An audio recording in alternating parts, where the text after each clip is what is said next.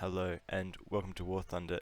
Now, you've probably clicked on this video going, hey, it's your boy.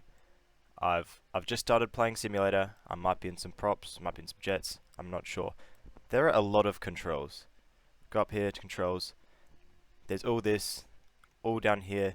There's 4 different versions. Hey, I'm here, I got you. This is part 1 of a 3-part series I'm making, detailing all the controls I use, how to use them, all in simulator mode in War Thunder. In part 1 of the 3-part series, so the video you're watching now, I'm going to be covering flying. That's you moving through the air, rudder, all that sort of stuff, joystick settings. I'll be covering looking around in the cockpit, zooming, moving your head left, right, up, down, and other sort of visual viewing things, a very large overview. As always in my videos, I will do all of my testing, all of my control setups. I'll do it all in a custom battle. Custom battles are pretty easy to set up. I would definitely recommend them for practicing sort of combat maneuvers. Even if you got a friend on, make a custom battle. You can dogfight each other, all that sort of stuff. So I'm going to head one here. Rocky Canyon, I haven't actually played in it yet. I know it is pretty new, got added in the Apex Predators update. And it's an EC map, which I'm pretty happy about. So before you start your custom battle or your actual simulator game, you'll come to this page here. I've already talked about all my settings here. I'll link that video up in the top right hand corner if you want to check that one out. So when you start a mission, you'll start on the runway like this, and you'll notice your cockpit is up and it's awfully quiet. There you go, your engine is not running, so we need to turn that on. It's a little easier than games like DCS, but you just go to controls, see I'm in mouse aim, manual engine control down here, and right at the bottom, toggle engine. I just have it set to I or Alt button 12. That second one is my joystick control. So go ahead and press that one just once, and your engine should slowly start to wind up.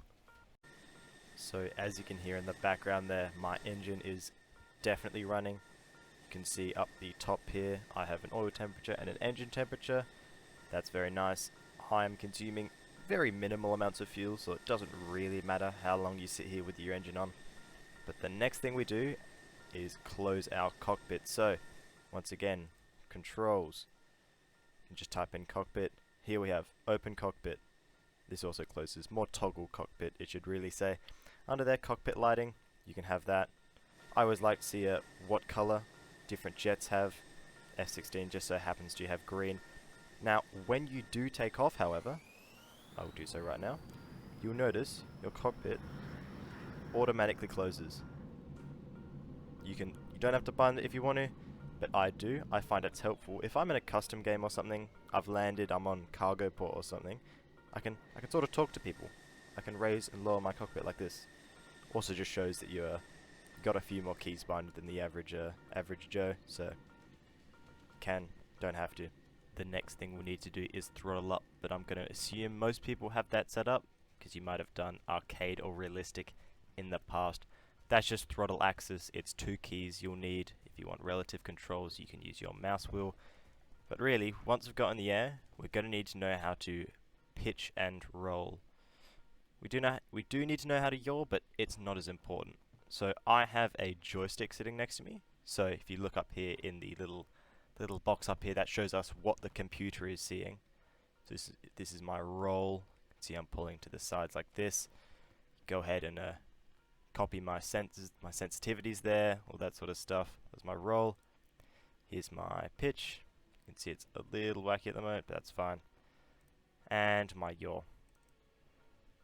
If you don't have a joystick, what you will have on your screen is a little circle.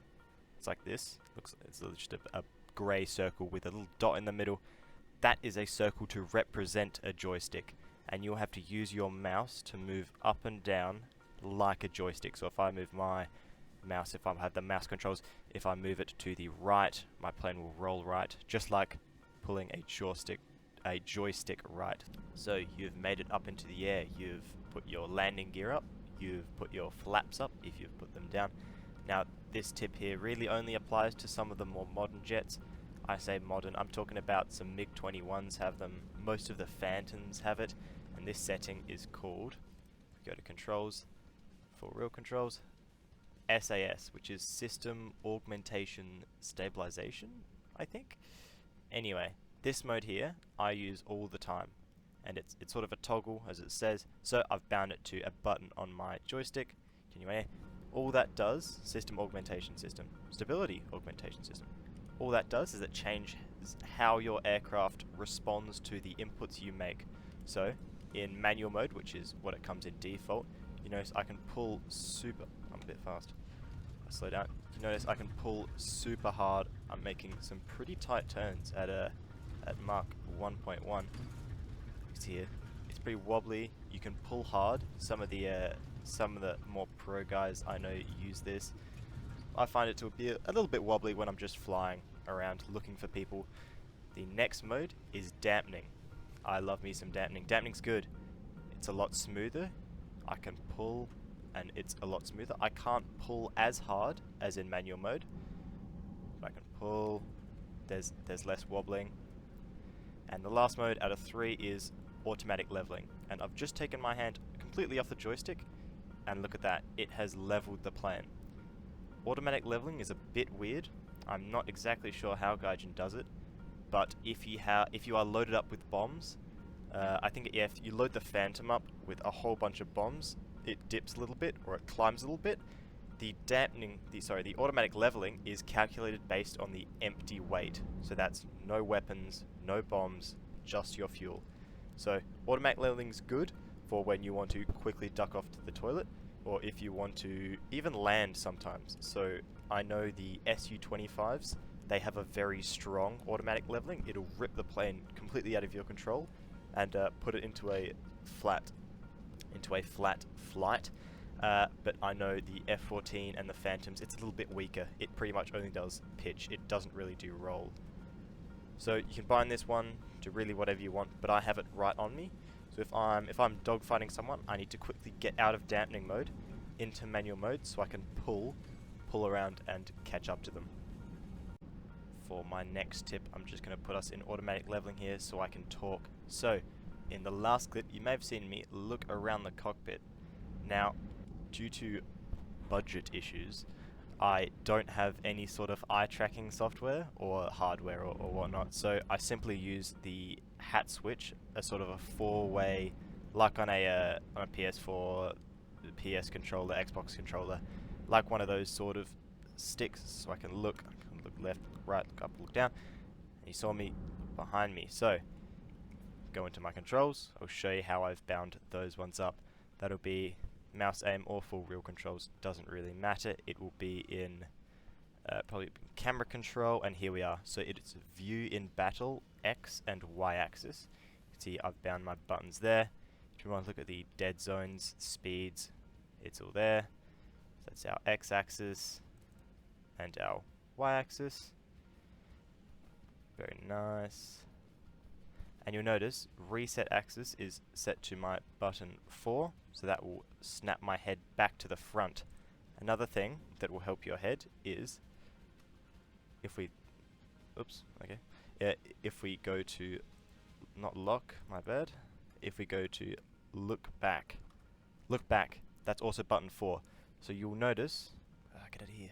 You'll notice when you're looking around, it's going to be a bit tricky to get your head back perfect, and I really enjoy to be perfectly sort of leveled. So I find clicking the look back button, and then when you stop clicking it, it makes you look perfectly forwards. So if I'm looking around a battle, I can snap that. It will snap my head to look back over my left shoulder, and then boom, put my head forward.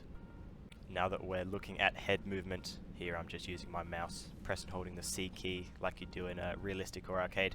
Looking around, what if I want to move my head sort of left and right, or up and down? We got controls for that as well. So, for real, we'll go to camera control here, head movement forwards and backwards.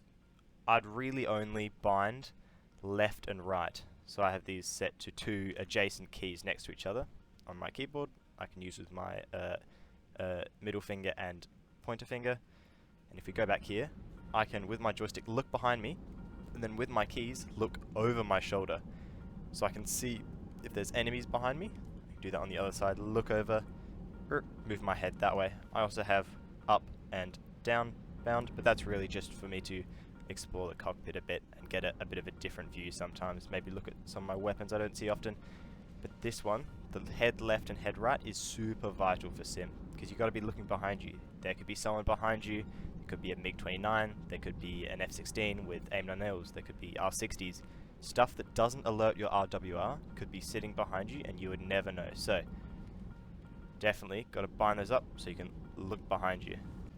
So the next thing you might need to know, this applies more to some older jets or some, some earlier, I should say some newer prop planes, super props, that sort of thing. That is trimming your aircraft. You'll notice when you take off, your aircraft wants the tendency to maybe like roll just slightly, and you constantly have to put an input to set it back, or it might pitch slowly, all that sort of stuff. What we'll need to do is we'll need to go to our controls once again, trim, and here we are. So, trim aircraft. So, you'll need a few keys bound here. Those ones there. If you remember those, all I need to do is press Control, hold down Control, rotate my aircraft, and then press a button. You can see it holds that position I had my joystick in. I'll reset it again. So let's try it again. This time I'll kick my rudder. So kick the rudder, control my button, and there we are. As you can see, it sort of holds that rudder position. If we look behind me, you can see my rudder turning. There we are. And I want to reset that one like that. Or if you want to do more fine controls, you can have keybind set up for that as well. I'm clicking through the trimming settings there. Can look at that again. There we are. So not only do we have, there we are, like that. So we can increase the value and decrease the value of our trims with keys. We can also do it with our joystick or mouse or whatever you choose. Another thing you'll definitely want when flying simulated battles is the ability to zoom. You can zoom in on your HUD equipment, your sort of cockpit controls. They don't do anything, sadly. This isn't DCS, as fun as DCS is. But being able to zoom in and see targets behind you is super important. And for some reason, I've always found zooming and binding the key a little bit tricky, so I'll show you the way to do it. So to zoom, I'm using one button there. It's a toggle. So we'll go to controls. We won't go aircraft, we'll go common, and we'll search for zoom. So this zoom camera button, it's a singular button, and it's a toggle. So I've got mine to right mouse button. So, you right click, button 5, that is on my joystick. If we go to aircraft, we'll have it as an axis. So because I have sort of a rocker, 2 keys on my mouse button 4 and mouse button 5, continue anyway, I can zoom in like this, and I can set my head all the way back to here, and it gives me a little bit more field of view, so I can see more in one view, which I like a bit more than sitting further forwards, because I feel a little bit crunched up in the aircraft. So sitting back like this is quite nice. You can even look a little bit further behind you even. So that is zooming, either with a toggle like this, or with a slider, so sort of the relative controls. Because I talked about engine controls at the start here, I feel it's important to talk about my flares, how I flare, because I got a little system set up. So maybe you have a key already bound up, you'll find it in controls, and it's under countermeasures. So I got quite a lot going on there. I also have periodic countermeasure release. You'll find that to be useful on aircraft with a whole bunch of flares. So stuff like the Tram, Harrier GR7, Su-25s, A-10s, they just got like hundreds of flares. You can just turn them on. It's a periodic release, so you click a button and you can set it to fire every 5 seconds or whatever. But I just have fire countermeasures. So you'll notice I have Alt button 2, that's on my joystick and on my keyboard. I've also bound Alt to my throttle axis. So right Alt plus button 2. So when I fire countermeasures, my throttle briefly cuts off. And what that does is as soon as you fire your countermeasures, your throttle will cut off and your engine temperature cuts by a lot. So ready? I'll press Alt, and button 2. And look at my engine temps there. They just plummet. And then when I've evaded the missile, I've dropped my flares. I can then release my buttons, which will obviously stop me firing countermeasures, and I can continue flying. So, you know, someone's coming towards you, they've fired. Flare, flare, flare. See my engines cut. Resume. And I can resume fighting.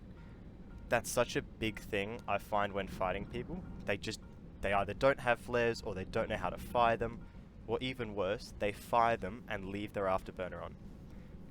You know, I've seen people say, oh, AIM-9Ls, they're, you know, flare resistant. I think it's a little funky, the flare resistance of them, but if you cut your throttle to 0, or even just turn off your afterburner like that, it's a little quieter, there's no massive flame sticking out the back, and if you drop a couple of flares, the AIM-9Ls will eat those for absolute breakfast. Please, if there's an all-aspect missile flying at you, cut your afterburner and use your flares. If you have your afterburner on and use your flares, it's a 50-50 whether they're going to go to your flares or your afterburner. And hey, I'm not going to take those odds. It's way too easy to just take a second, cut your afterburner, and then flare. I think that is going to do it for today. Thank you so much for watching if you've made it this far. My part 2 will be about radar and radar missiles subsequently. I'll be using the F-14 for a lot of that, maybe some of the MiGs. Thank you so much for watching. Part 2 should be out in a little bit. I'm not exactly sure. I'm going back to school soon, so that might hurt my production a bit. But if you've made it this far, I'd love it if you checked out some of my other videos. If you liked, subscribed, anything helps me. Comments. What should I do next? Have I missed anything? If I have missed anything, drop it in the comments, and I'll be able to add them on to part 2 or part 3 when I get to it. Thank you very much, and I'll see you next time.